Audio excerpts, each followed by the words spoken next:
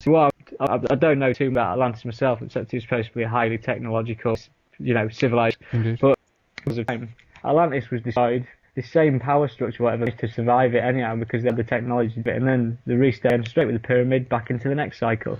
Well, there you go, and I think that's an extremely interesting point because to some extent we can say we are in kind of that technological advancement, as it were, right now, and we're also approaching it. It's the speed up of the thing, and it's like like at the peak of our civilization, as it were, whatever we want to. And I think basically at the same time, everything technological singularity, call it what you will, this kind of achieve the high point of our achievement. At the same time that we actually reach that pinnacle, would potentially also kind of fall again, so to speak. And this be a moment, and this might where we'll be around 2012. I don't know.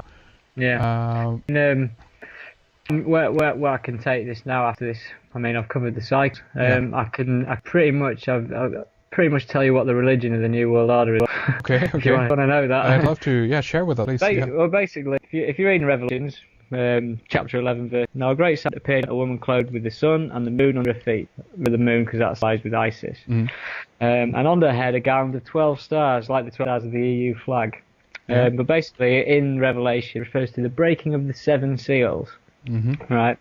In the main prophecies for Chilam, priest in 1560, there was a prophecy about the arrival of Christianity. This was like the end of the main count prophecies as such, and he said, "Their masters of our soul arrived. The counties were distributed to chiefs. There we began to learn the holy faith. Their water began to enter our heads. There were laid the foundations of the church, the palace of God. Then the people of the 7 sacraments were founded." So 7 again, 7 seals in Revelation, 7 sacraments prophecies. And I do Reiki, so I know what the 7 and the 7 chakras. 7 sacraments, 7 chakras, same thing to me. And as a confirmation of that, on my blog there's some more design of imagery. If you have the UK passport from 1998, I think that's when it was issued. There's an image of the rose, the thistle, and after the flowers of England, Scotland, and Wales. But these images have 2 meanings, and they have 2, the duality. This image that no one knows what it is, it's on a page called Reserved for Observations Only, with another line on the page. It's basically showing a diagram of the chakra system.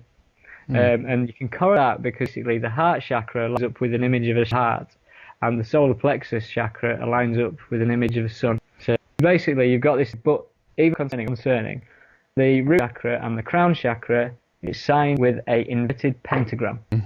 Really? So if you think about that, there's an inverted pentagram in your crown chakra and your root chakra. I don't know what that's symbolically saying, but it's obviously involving spiritualism. And if this is a new passport, I mean, it's beyond me that I couldn't have ever acknowledged the chakras.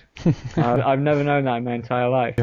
But as a further proof to the New World Order religion is going to be based on spirituality, the Tibet flag. I've seen this recently, picked this up myself because of all the kerfuffle with the Olympic torch, Ali Lara and everything. Basically, it's become apparent that the freedom was funded by the IA. Because it's a way to rise up, but essentially, like ignoring that.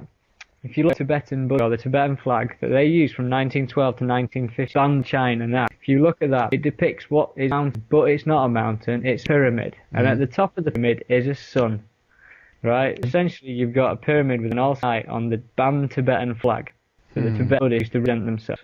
So what is that saying about Tibet 1912 to 1950 when they used that flag?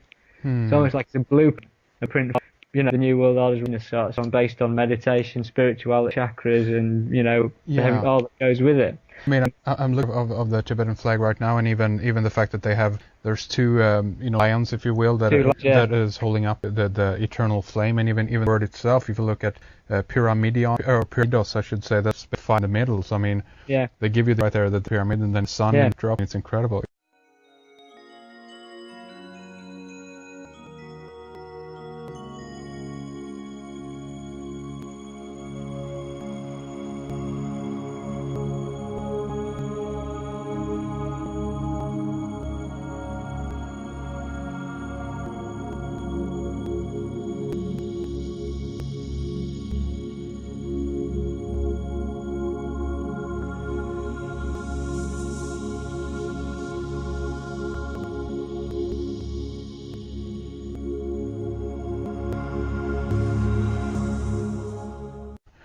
Yeah, you see what I'm saying? Yeah, of course. Yeah. So, see, you've got this. I've got a picture of the Dalai Lama having a press conference, and it aligned perfectly with the sun. And this is what I'm trying. This is why we're trying to move into some weird stuff. This new world order religion is basically still sun worship, but it's based spiritual sun worship. It's going to combine in Christianity, and it's just and the resurrection of a sun god. This is how it's going to happen. Yeah. But the thing is, obviously, New Age talk, conspiracy